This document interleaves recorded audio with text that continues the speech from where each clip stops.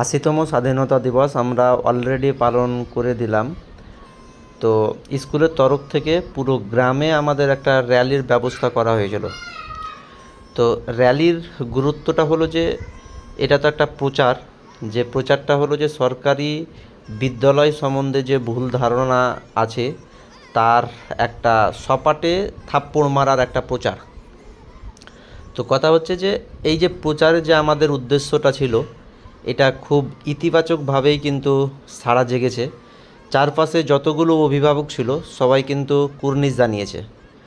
উল্লেখযোগ্যভাবে যেটা আমি বলতে চাইছি যে আমাদের এই সরকার পোষিত অবৈতনিক সমস্ত প্রাথমিক বিদ্যালয়ে ছাত্রছাত্রীদের কিন্তু একটা উপস্থিতির পরিমাণ উল্লেখযোগ্যভাবে বেড়ে যাচ্ছে। তো এরা হলো একদম কচি আর একেবারেই কিন্তু নিষ্পাপ শিশু।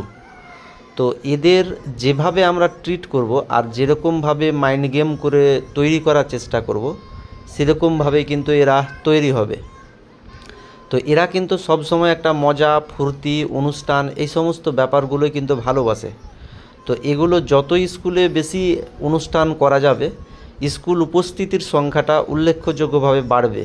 সবাই মিলেই কিন্তু আমরা একটা আলোচনা বসিয়ে এটা করার চেষ্টা করেছিলাম এবং খুব সুন্দরভাবে সফল হয়েছি।